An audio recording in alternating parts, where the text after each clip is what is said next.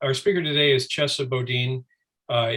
His office has a complicated role in the criminal justice system, a role with processes and policies that are really very poorly understood except by insiders. Thus the title of this presentation, How the Criminal Justice System Works and the Role of the District Attorney. DA Boudin was a Rhodes Scholar, graduated from the Yale Law School. He worked as a law clerk in the United States Court of Appeals and for the District Court in the Northern District of California. He was elected DA in 2019 on a progressive platform. For full disclosure, I was on the DA's transition team, and I'm inspired by his commitment to change in the criminal justice system. His commitment to implementing good ideas that really have been talked about for years, but have never gotten any traction.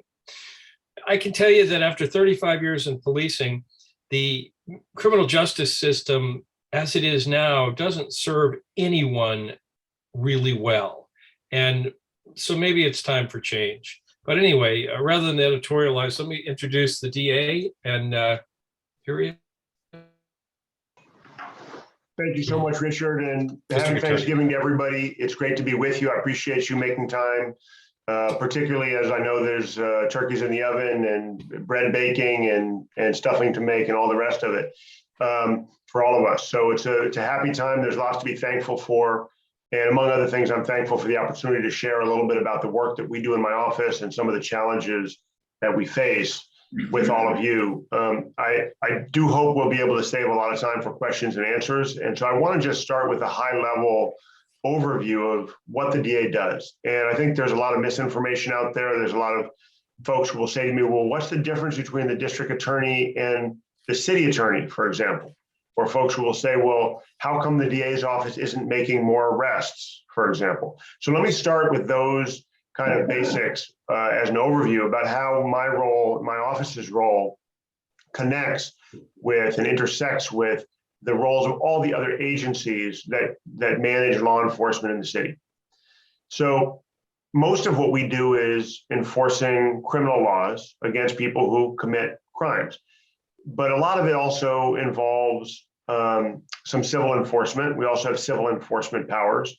And we don't, for example, make decisions about what sentence should be imposed. That's up to judges.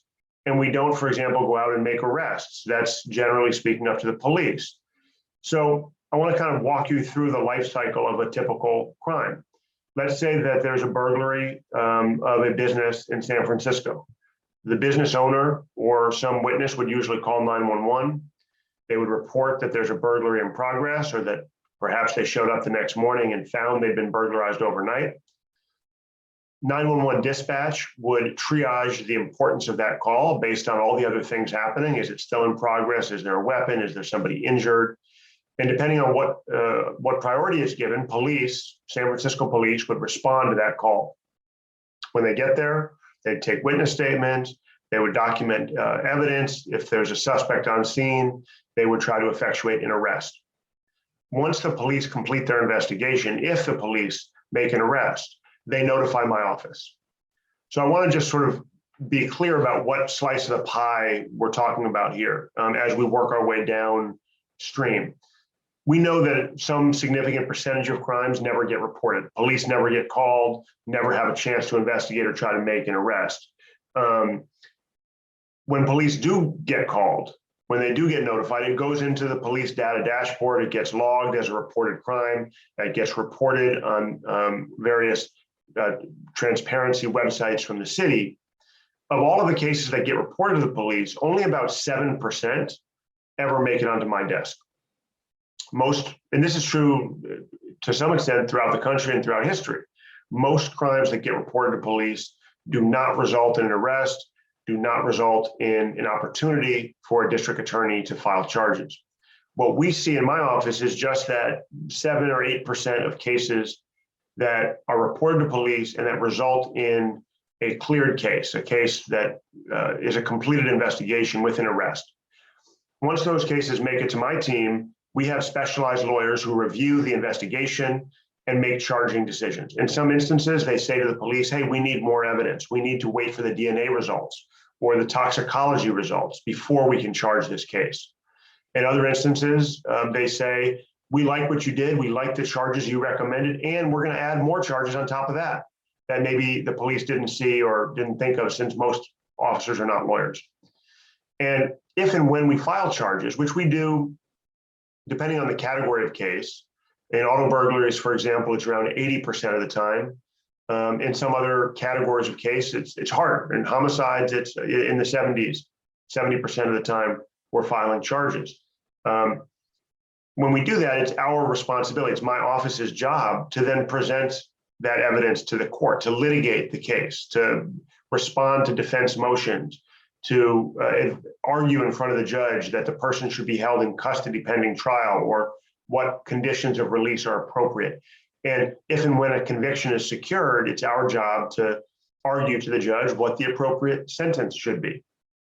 It is always the job of the judge to make those decisions, however. The decision about whether or not to release someone, about whether or not to sentence someone to state prison or to probation. Those decisions are ultimately made by the judge. And then, of course, there's a whole slew of other agencies that come into play. The sheriff runs the jail and the courthouse. The probation department supervises most people who are convicted of crimes in San Francisco. The Division of Parole supervises most people coming home from state prison after they've served their sentence. And for the criminal justice system to work, we all need to rely on each other. We all need to do our job. We all need to lift each other up, to communicate. And sadly, when we don't communicate, or when any one of us drops the ball, sometimes very bad things happen. We are managing a tremendous amount of risk in our work. We don't have crystal balls, and we cannot anticipate which of the roughly 10,000 people a year that pass through our jail will go on to commit a serious crime. We know some of them will, and we do our best to hold those accountable. We do our best to impose supervision and structure and rehabilitation in ways that prevent those future crimes. And as Richard said at the beginning, the baseline before I took office around this country, around this state, is a really disappointing one for all of us. It's one that's not serving victims of crime. It's not serving the public at large. It's not serving people who commit crimes or their families and communities. I just want to give you a couple of statistics to kind of emphasize why I say that and why Richard said that in his introduction. When we do our jobs well, when traditional prosecutors do their jobs well, they secure a conviction and they send somebody who committed a crime to state prison. People will serve their sentence, whether it's a year or a decade or more, and then they'll be released back to their community. It's only the smallest, minuscule percentage of people who are arrested who will end up serving a life in prison. And so we all need to be deeply invested in ensuring that people coming out of prison back to the community are not reoffending. It's critical for public safety. And yet in California as a whole, 2/3 of people released from prison will be reincarcerated within a couple of years. In other words, what we are doing, even when we perform our job in its traditional sense at our best, is only kicking the can down the road. We know that it is not making us safer in the long term. We know that it is not changing lives or transforming criminal behavior in ways that leads to law-abiding behavior down the road. We need to do a better job with reentry. We need to do a better job with rehabilitation, and we need to do a better job with restoring victims to how they were before they were traumatized and victimized. Right now, our system is not doing any of those things. Now, many people will talk about the revolving door of the criminal justice system. Many people will talk about how there are repeat offenders. It's true. Those are defining features of America's approach to criminal justice. They're not aberrations. They're not a result of the policy of one county, one police chief, one district attorney.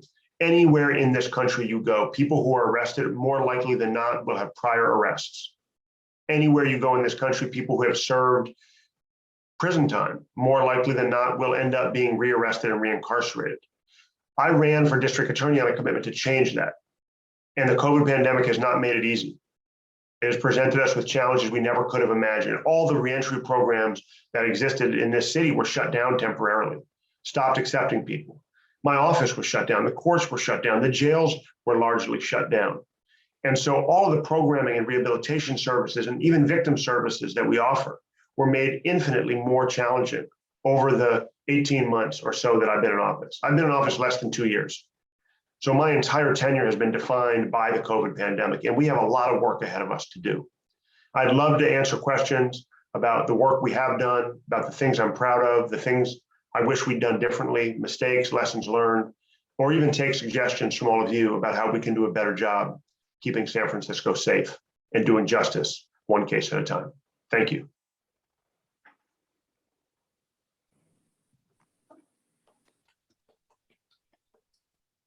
I have a Greg, question. you handle the questions, or? I don't see any questions in the chat, so Chesa, Mike Milstein, I have a question. There was a very extensive article in the New York Times this weekend in the magazine section about George Gascon. I know there's a great similarity in philosophies that you have with him. What are some of the differences that you have with George Gascon? There are a lot of differences, and I want to say, George is someone whose office I inherited, and so I both am very thankful for many of the things he did in the transition and that he left me, and also, of course, have my frustrations about everything from how many paper clips were left in the desk to certain personnel decisions. And so I don't want to dig in to too many of those sorts of details, though of course we could. At a high level, I think if you look at our professional lives, we have really different life trajectories and experiences. George is someone who was born in Cuba, came to this country as a refugee, became a Los Angeles Police Department officer, worked his way up from a beat cop all the way to becoming chief of police in Mesa, Arizona, I believe it was, before being tapped by then Mayor Newsom to be chief of San Francisco Police. And when now Vice President Kamala Harris left the district attorney's office, the office I now hold, to become Attorney General of the state of California, Mayor Newsom appointed then Chief Gascon to be district attorney. At that time, Gascon had never litigated a case. He'd never been a trial lawyer. He'd never been a prosecutor or a defense attorney. He'd been a police officer and a police chief. That was the lens that he brought to the job. And I think he would say, I don't want to speak for him, I think he would say he's evolved a lot in his thinking over the years about what works and what doesn't work. I had a very, very different, almost opposite experience. I was born in the United States, and less than 14 months after I was arrested, after I was born, my parents were arrested, and my parents ended up serving decades in prison. My mom did 22 years. My father served more than 40 years before he was released just a couple weeks ago.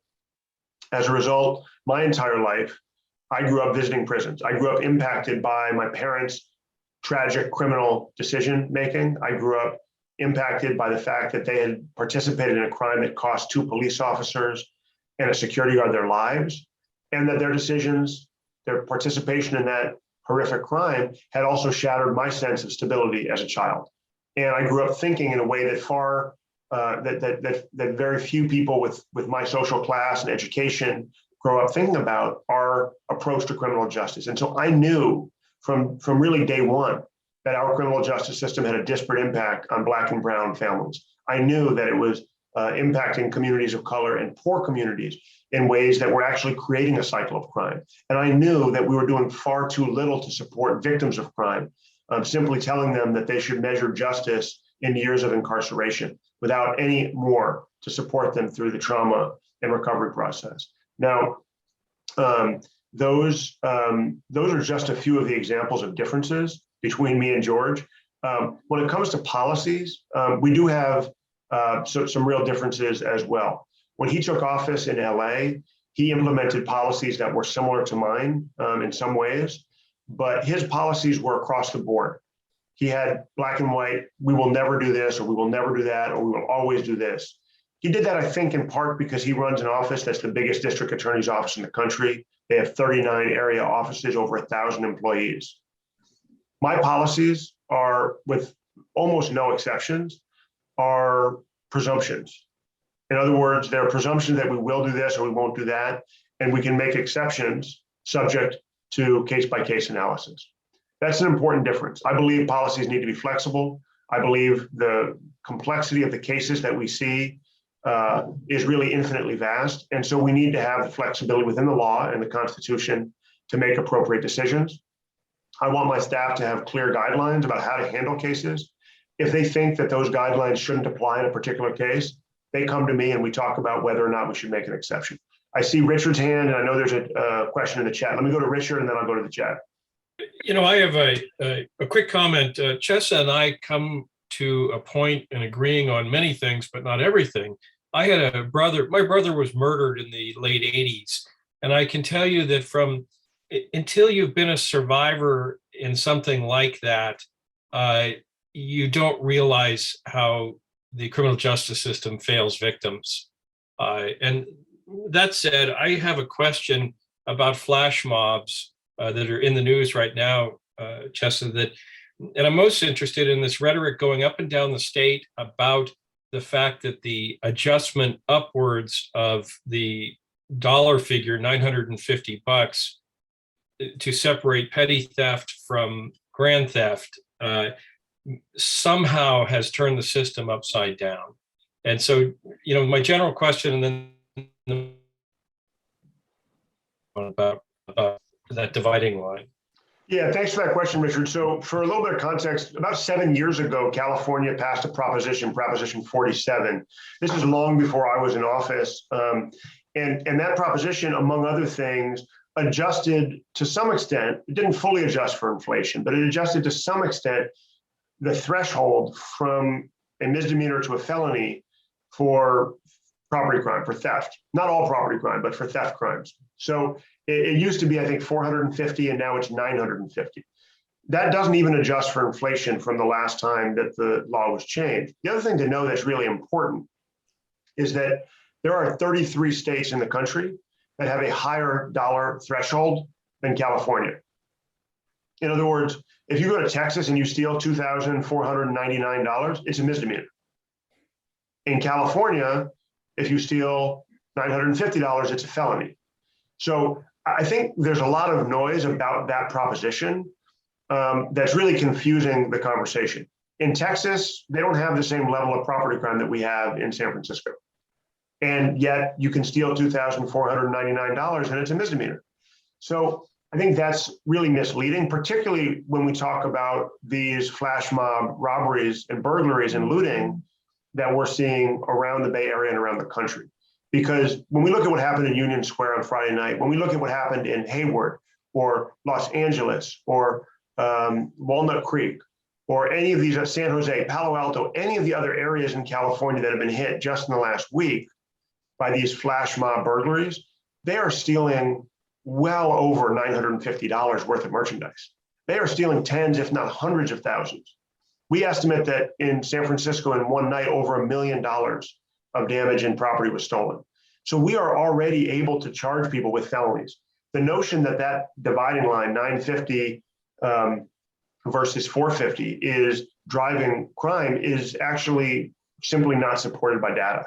There is very rigorous empirical evidence that has looked at crime trends since Proposition 47 was passed.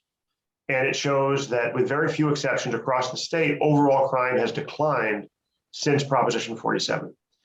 Obviously, San Francisco has, for decades, had a serious property crime problem.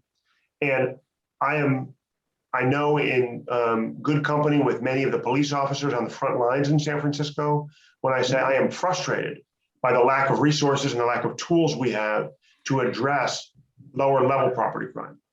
Whether or not sending more people to prison for longer would be an effective way to address that problem, I don't think there's good evidence supporting that it would, but we definitely need more and we definitely need better tools. Let me stop there for a minute and go to the chat, and then I'll go to Paul, whose hand I see up. It seems it would be not too difficult to find out who's orchestrating the gang robberies. So gang is a term of art, so I want to be careful how we use that. We don't have evidence that these are gangs in the way that the penal code defines criminal street gangs. These are certainly organized events. They're groups of people working in concert together. And we are absolutely encouraging the police to try to identify both the leadership of these groups, as well as the fencing operations that buy their stolen goods and make it profitable for them, as well as the mechanisms through which they organize. In other words, are they doing it on Facebook or social media?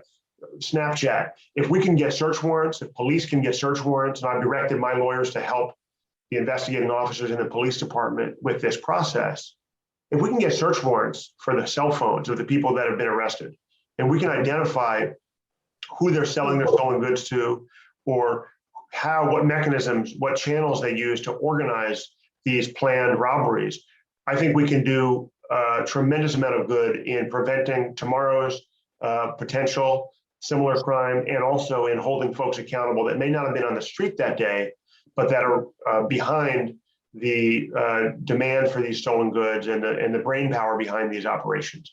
So that is, again, it's the job of the police department to investigate these crimes. We wait for them to do that and present us a case, but we certainly provide advice along the way. And when they draft search warrants or arrest warrants, my team is on call 24 hours to help review those and make sure that they're complying with the law and have the best chance of withstanding scrutiny by a judge. Paul, I saw your hand first, and then we'll go to Betty and then Alan. Yes, good morning, Chesa. Thank you very much for that presentation you gave us. Very interesting. Just to give you a little bit of background, to put a little context, you may have guessed I'm a British citizen. I live in the Turks and Caicos Islands. I'm not expecting you to guess that, but I'm a former regulator and now consultant in anti-money laundering. My question, or my curiosity, is because money laundering is a crime, how effective do you feel, or your experience is, that in parallel prosecutions of the predicate crime and money laundering system works? Because let's face it, that was the sort of the whole point of the criminalization of money laundering, to run alongside. Just interested on your thoughts. Thanks for the question. I always appreciate hearing that accent. My wife is also a British citizen raised in Kenya, fourth generation Kenyan. So the accent is very, very familiar to me. Paul, it's a good question. It's one that really dovetails much more with federal law enforcement than with state. And this is sort of another area that we could delve into and spend quite a bit of time on, but we don't, I can't remember the last time my office was presented a money laundering case. San Francisco police don't really investigate those kinds of crimes except for in the most unusual circumstances. And state law doesn't give us many tools to investigate or to hold people accountable. Almost always, when we're talking about money laundering, we're talking about laundering across state lines or internationally. And so it's going to, for the most part, be a federal case, not a state case. I will say that I have a couple of investigations underway right now where we are trying to identify, map, and detect and disrupt the fencing operations that take stolen goods out of San Francisco and ship them all around the world, to Ukraine, to Russia, to Vietnam, to China, and beyond. And as those cases, as those investigations progress, what we're learning is that for the most part, we're not going to be the ones prosecuting those cases. In other words, I've got a laptop right now that we have a tracking device on that's in Vietnam. I've got another one that's in Ukraine. We are actually doing work that's never been done before by this office to do criminal investigation. This is really the role of the police department, but we are trying to step in. I only have about 30 investigators total. Most of what they do is serve subpoenas to witnesses to prepare for trial. But I have a few of them that I've peeled off and I have working on these kinds of operations. If we have a laptop that gets taken from San Francisco to Contra Costa County, we've lost jurisdiction. That's already in another district attorney's camp. If that laptop gets shipped to Nevada or to Texas or to Florida, we've lost jurisdiction. That's going to become a federal case. So the same thing is true with money laundering. With very few exceptions, money laundering is going to cross state lines, and the federal authorities are going to have far more resources and power to enforce those laws than we do. It's a frustration. It's one of the reasons why yesterday I convened a meeting with all of the other elected district attorneys in the Bay Area and with a representative from the Attorney General of the state of California to talk about coordinating resources and best practices to ensure that we're doing a more effective job against these flash mobs and other property crime. Because if we go it alone in our own little jurisdictions, they're always going to be one step ahead.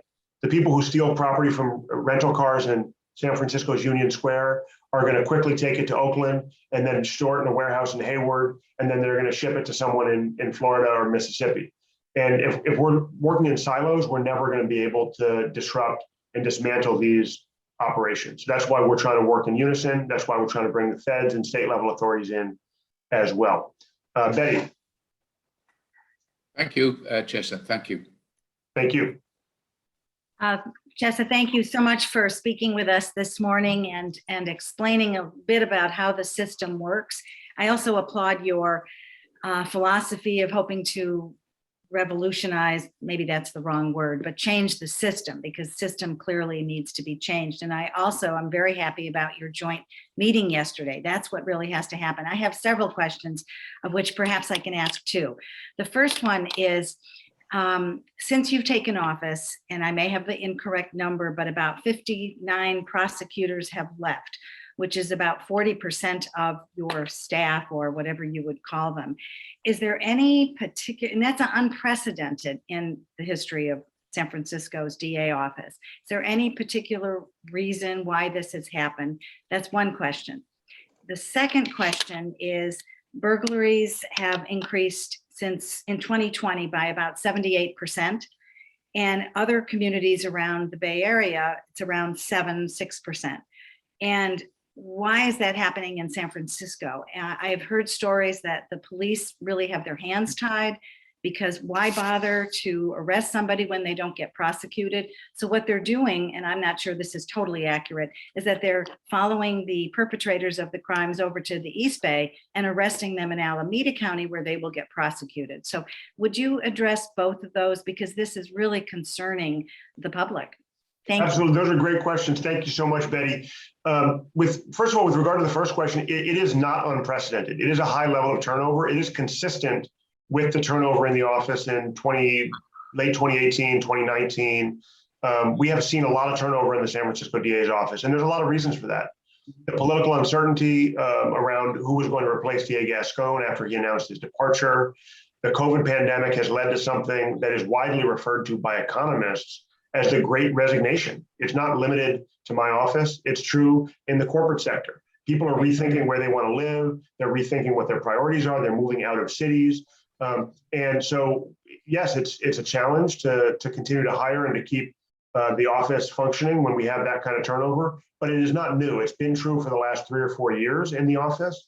And it accelerated during the COVID pandemic, as it was true in every industry and every sector of society.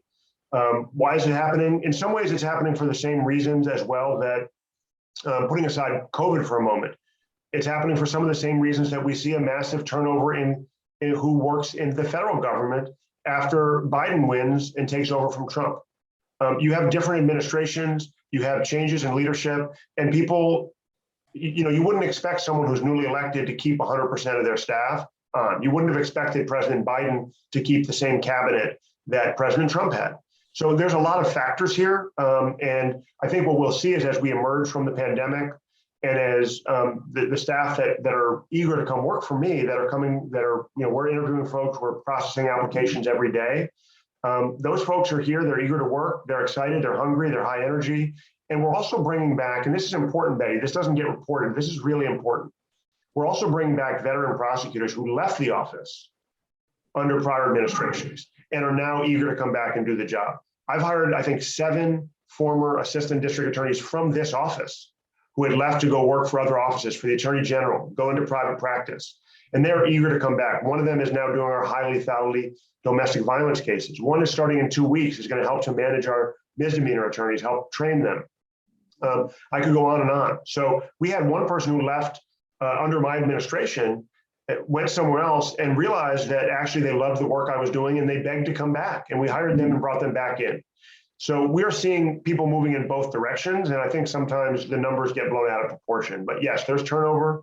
It is always a challenge to keep an office staffed, especially during a pandemic. I want to talk for a minute about the burglary issue you mentioned, because some of the statistics you mentioned and some of the facts are simply not accurate. And I know we hear those stats a lot. I'm going to put a link in the chat for everybody. If you give me a second here. This is, sorry, I got the wrong link. Give me 1 second. This is the police department's own data about burglaries that get reported, all crimes that get reported. And what you'll see here is that the link I just shared with you shows you all reported crime. This isn't, to me, this isn't what we prosecute. That's different. I'm going to give that to you in a second. But this shows you crime trends based on what gets reported to police. And what you can see is that burglary rates are actually down for the first 11 months of 2021 compared to 2020. So when people say they're up by 79%, I know many of you will have received that piece of mail that's cherry picking individual neighborhoods and individual timeframes to suggest that burglaries are out of control. Now, we do have a serious problem with burglaries in San Francisco, I want to be clear, but those numbers are not accurate. The other thing is people will say we're not prosecuting burglaries. That's also not true. We're actually prosecuting burglaries at a rate of about 7 times more often than police solve them. In other words, I'm going to give you 2 more links here at the risk of overwhelming you, but I'm a big believer in data and in transparency, and I think there's so much that's lost in the conversation. So here's the police department's rate of arrest, the rate at which they are clearing burglaries. Now, there's lots of reasons why these numbers are low, but take a look at the rate at which police are solving crimes. You will see that every single category is down by double digits this year compared to last year. Burglary clearance rate has fallen 11%. That means if you report a burglary, it's 11% more likely that the police will not make an arrest. My office can even consider prosecuting in this year than it was last year. 90% of reported burglaries in San Francisco never result in an arrest. This is not a problem that is simply because of lack of resources. I want to show you an article in the San Francisco Chronicle from this morning that I was shocked to see this. It has a video of 3 police cars showing up while a burglary is in progress off of Divisadero. While one of the burglars is still in the business stealing products, and they don't even make an attempt to arrest them. They watch as the burglar comes out of the store, gets in the driver's seat, does a 3-point turn and drives off, and the police make no effort to give chase. It's in the video is embedded in this article. I couldn't believe it with my own eyes. I had people saying to me, we should be investigating the police to see if they were in on it. It's unbelievable. I encourage you to watch that video. Now, that's not most police officers, but in a case like that one, you're right. We cannot and we will not prosecute because no attempt to make an arrest was ever made. If you want to see what our charging rates are, if you want to look at our, give me 1 second. I'm pulling up the link for you. We have a data dashboard that allows you to look at exactly what we're getting from police and to look at, let me see how to, I'm going to put the link in here. There's a bunch of data in this link. It's a brand new dashboard my team just launched. And we pull all of the arrest data that police give us, and then we look at where we're charging. And what you'll see is that if you filter for burglaries, you will see that we are charging burglaries, depending on the year, at a rate that is higher than my predecessor did in his final years. And you'll see that overall across the board, you said something really important, Betty. You said that police wait till they're in Alameda to make arrests. Let me be very clear. In 2021, and this has been reported by the San Francisco Chronicle, I am charging crimes at a higher rate than the Alameda District Attorney. Let me say that again. The San Francisco District Attorney's Office, under my leadership in 2021, is charging crimes at a higher rate than this office did in 2019, or than the Alameda District Attorney is doing in 2021. So there's a lot of misinformation out there. It is undermining public trust, and it is perhaps leading police not to do their job, as you saw in that video that I just shared. We need police to do their job so I can do mine. And I know most officers out there are working hard. We need them all to bring me arrests so I can hold people accountable. Let me move on to Alan. I want to make sure we get to Alan and Janice. I know we're short on time. Thank you, Chesa. I have about 30 questions for you, but I'm going to ask you 2. First is about bail reform. You are pretty much on record against cash bail, and I have a difference of opinion on that. And I know that you take the position, or you state that, well, we don't make bail decisions judges do. Well, the prosecuting attorneys give recommendations on bail, and the judges respect what the prosecutors say, and they listen to that. And so my question is, maybe are you going to maybe rethink your position on bail reform to get maybe more people that are having higher bails so they're not back on the street recommitting crimes? That's my first question. Second one is, in San Francisco, we have an incredibly horrible drug abuse problem and overdose problem. I understand it's about 2 overdose deaths a day in San Francisco. That is just reprehensible to me. And most of them are fentanyl. And we know the neighborhoods where they're getting the drugs. It seems to me that with the DA and the police departments, it wouldn't be very difficult to just get some plainclothes people out there, find out who's dealing these drugs and get those people off the streets first, and that would help with that. So could you respond to those 2 questions? Absolutely, Alan. Thanks for those questions. Let me start with the first one on bail reform. This is an area where I really do disagree with you, and let me explain why. For folks who aren't familiar, let me just explain how money bail works. Money bail is a system in this country that basically works as follows. Sorry, I was just seeing a question in the chat, so I got distracted. So money bail works as follows. Police make an arrest, and if the person has money, they can immediately buy their way out of jail. If the person doesn't have money, then they're stuck in jail. So what we're doing is we're making the critical decision about who is held in jail pre-trial, not based on risk, but based on wealth. In other words, a wealthy person charged with domestic violence murder, if they have enough money, can buy their way out of jail. They can go on to intimidate witnesses, to harass the family of the victim. While a poor person who is arrested on trumped up charges with no evidence will languish behind bars waiting for their trial date simply because of their poverty. In other words, money bail undermines public safety by allowing those with money to buy their way out without regard to how dangerous they are, while it allows those who are poor to lose their jobs, their housing, and their families simply because of their poverty without regard to the strength of the evidence against them. Now, here's what's important to understand about our policy, Alan, and I think this is often misunderstood. When we believe that somebody is too dangerous to be released, and we believe that the Constitution of the state of California allows for them to be held pre-trial incarceration, we ask the court to detain them. In other words, we ask the judges to say there is no bail. It doesn't matter if you're Bill Gates, you cannot be released from custody. Now, why is that important? Because we have people in the history of San Francisco who've been charged with attempted murder, who have bought their way out. Judges thought setting $1 million or $2 million bail would be enough, and it wasn't. We have in the state of California, and I want to go back a little ways in history, but many of you will have heard of a law, a state constitutional amendment called Marsy's Law. Marsy's Law is California's Victims' Bill of Rights. It was named after a young woman named Marcy. If you're not familiar with her story, it bears mentioning, because it's literally the entire framework we have for supporting and empowering victims of crime. Marcy came from a wealthy family. She was, like many people, like far too many people, a victim of domestic violence. We know that domestic violence transcends class and race and cultural lines. Her partner was also wealthy. After he murdered Marcy, he bailed out pending trial. He was able to attend her funeral and harass her family at her own funeral. Now, he ultimately was sentenced to a lengthy prison term and died while incarcerated in prison.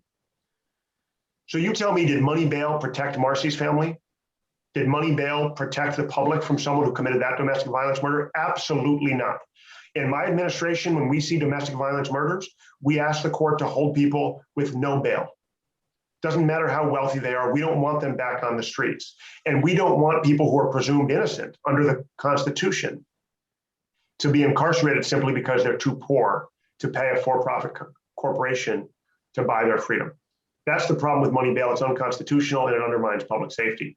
With regard to your second question, Alan, the problem with opioids is a real crisis. It's not limited to San Francisco. It's one we see all across the country. I've met with other elected district attorneys in the California District Attorneys Association to brainstorm more effective ways to respond.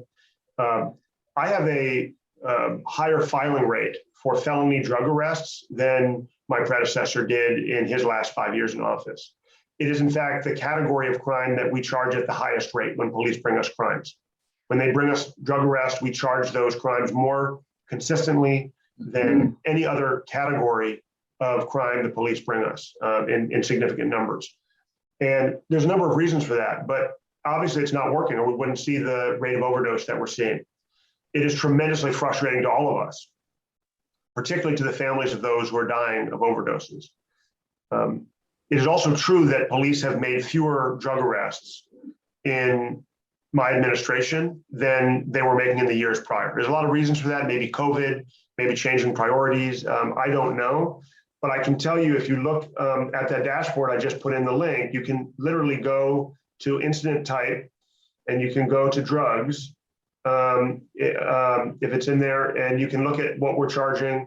You can look at it by district, and you can see that there are fewer drug arrests being presented to my office than ever before in modern history. I don't know why that is. I will say that I don't believe more arrests and more prosecution of low-level drug dealers is an effective way to prevent overdoses. This is a public health crisis, and the war on drugs has been a colossal failure across this country. We need safe consumption sites. We need treatment on demand for people who are using drugs. We need to make sure that people who overdose get the life-saving interventions they need immediately so that there are not fatal overdoses. And we need to make sure that it is easier for people who are addicted in this city to get help than it is for them to get high. And sadly, that is not what's happened in San Francisco. We have open air drug markets in the Tenderloin. And this goes back to your other question, Alan. You know, when police make a drug arrest, 9 times out of 10, don't quote me on that statistic, but more often than not, that person will be released from jail before I even have a police report, before the officer has even completed their report and presented it to my office, before we can even consider whether or not there's enough evidence to file charges. So that's state law being implemented by our Superior Court judge. We can argue that it's improper. We can argue that we should do something differently, that people should be held in jail longer. There is no evidence I've seen that longer incarceration reduces access to drugs on the street. We've experimented with really draconian punishments for people selling drugs in this country. We have people serving life sentences for marijuana in this country, and it has not made marijuana less accessible. So I don't think that that is a solution, but I 100% agree with you, Alan. We need to do a better job. And I welcome suggestions about how, within the limits of the law, within the limits of what police are bringing me, my office can play a role in preventing these overdoses. Let me stop there and make sure Janice has time for her questions as well. Thank you, Alan. Thank you so much, Chesa. First of all, thank you so much for being here. I realize that you must be very busy, so we really appreciate your time. I also have a couple of questions. One is, at the end of your presentation, you mentioned that there are some accomplishments you're really proud of, and I'd like to hear about those. And also, I have kind of a fantasy question, and that is, if you had all the resources in the world, what would be your top priorities? Wow, thanks, Janice. What good questions to kind of wind down this conversation with, and to enter the Thanksgiving season with, as we think about all the things we're thankful for. I think there's a lot to be proud of in San Francisco, and you know how our criminal justice system has responded to the pandemic in particular. Look, Oakland is in a war zone right now. I mean, we're in many ways in the privileged position of having real challenges around property crime and overdose crisis. Those are really serious challenges for us in San Francisco. They are far better challenges to be dealing with than the 125 plus homicides that Oakland has had. Just for comparison, we are twice the population of Oakland. We have had fewer than half the number of homicides this year. So when we talk about serious problems with crime, when we talk about the kind of devastation to families and communities, I am very thankful for the fact that in San Francisco, our homicides are at or near all-time lows.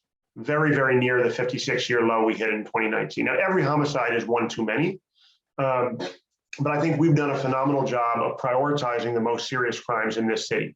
Police have their highest clearance rates, their highest arrest rates for homicides, and my office has done an excellent job prioritizing rape and murder. We have higher charging rates for rape and murder and higher conviction rates for murder than the office had prior to my administration. So I'm proud of that work. I'm also proud of the fact that we have managed to avoid a COVID outbreak in our jail. It was really hard. You look at what happened in San Quentin, you look at what happened in Cook County in Illinois and many other parts of the country, Rikers Island, and county jails and state prisons became vectors for the spread of the disease, not only to the incarcerated population, but also to all those who work in the jails and prisons, and they brought it home to their communities. And we saw major loss of life associated with, and this has been documented by scientific journals, showing that jails and prisons have been the primary vector for the spread of disease in many cities. In San Francisco, thanks to the leadership of our public health officials and very difficult decisions made in my office and by the sheriff, we managed to avoid an outbreak. I think that's something we should all be proud of. Nobody's going to write a story about it. Nobody's going to say nobody got COVID in the jail. But if you look back, history will show that we did far better than other jurisdictions. I also think that our work around protecting I launched a unit, a worker protection unit, that is a team of lawyers and investigators who focus on civil enforcement of laws that result in theft from workers. So, we look at things like street level crime that police bring us cases in. And then we think about the scale of crime when we have corporations that are systematically stealing from tens of thousands of employees or dumping toxic waste into the bay. Those are the kinds of crimes that police don't respond to or investigate. And I'm really proud of my worker protection unit for filing groundbreaking lawsuits against companies that are stealing not only from their employees, but also from taxpayers by refusing to pay into workers' compensation or unemployment insurance funds. Similarly, when it comes to gun violence, one of the reasons why we have so many homicides in Oakland is because of the prevalence and the ease of access to guns. We are being proactive in my office. We're not simply waiting for police to bring us one gun case at a time, because we know how dangerous that is for police. We know how dangerous that is for our communities. So I took the lead on trying to prevent guns from getting to our communities in the first place. Back in August, I filed a lawsuit in partnership with a number of other groups and agencies, including now the Attorney General of California, that is suing 3 ghost gun manufacturers for illegally shipping firearm kits to people with no background check, who aren't 18 years old, who may have prior felony convictions. We're talking about millions of guns hitting our streets every year. And if we can prevent those illegal guns from landing in the hands of convicted felons or people who are underage or who have domestic violence restraining orders, we can do a tremendous amount to prevent tomorrow's crime. I'm also really proud of my work when it comes to increasing diversity in our office. My chief assistant district attorney is Asian American. We have a chief of culture and ethics who is a Latina immigrant, queer woman. We have a chief who oversees our primary caregiver diversion program, another new program I launched to help make sure that families stay together in the context of low-level crimes and are not torn apart by incarceration. The woman who oversees that and our other collaborative courts is South Asian American woman. We have a tremendous increase in diversity. And that's another thing going back to, I think it was Betty's question about turnover. Turnover in staff is an opportunity to make our office more diverse. And I'm really proud of the diversity in our office and the ways in which we've built an office that reflects the strength and language of all of our community. Another example is our victim advocacy work. And this is something I'm really tremendously proud of. We have presided over a historic increase in victim services resources. It has been my #1 priority since taking office to have more resources for victim services. We've sponsored legislation in Sacramento.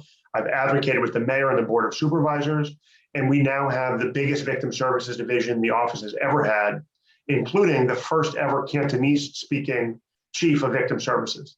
She also happens to be the only Cantonese speaking certified criminal law expert in San Francisco. She's someone I recruited and I hired, again, thanks to turnover and opportunities. I brought her into the office, and she's now leading our victim services work as we model policies for language access, as we model policies for expanding victim services, not only to violent crime, but also to property crime, and also to preventative and long-term work to support those who have been traumatized by violent crime.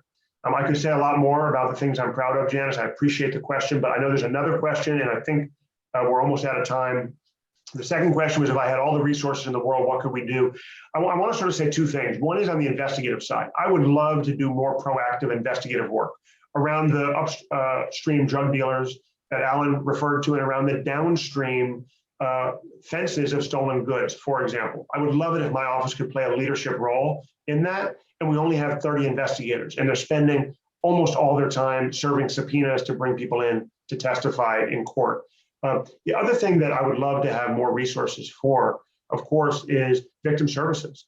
Like, I want to live in a world where every single victim is made whole, where every single victim gets restitution, gets medical bills fully covered, gets funeral expenses fully covered. I want to live in a world where every victim gets therapy and trauma-informed care, not just during the life of a case, but for as long as they need to get back on their feet and move forward with their life. And right now, we don't have anywhere near those resources. So I am committed to continuing to fight to expand victim services, to continuing to expand, not just at the local level, but at the state level, laws that guarantee people who've been harmed by crime, regardless of whether police make an arrest, regardless of whether my office secures a conviction, people who've been harmed by crime are put at the center of our process, are made the priority when it comes to our resources, because that has never happened in this country, and it is long overdue. Richard, I don't know if we have time for more questions. I want to be respectful of everyone's schedule here as we go about Thanksgiving, and I also have another 9 o'clock engagement, so I only got 3 minutes myself. Can I just? Craig, back to you. Okay. Well, Chesa, thanks for joining us this morning. Great answers, lots of good questions. We value your time, and I just want to say, really appreciate you taking the time and sharing with us this morning. Thank you so much. Really appreciate you. Thank you very much. All right, so we'll go ahead and end the recording. And thank you all. Happy Thanksgiving. Let's continue the conversation. Thank you so much for the questions. Thanks, Chesa.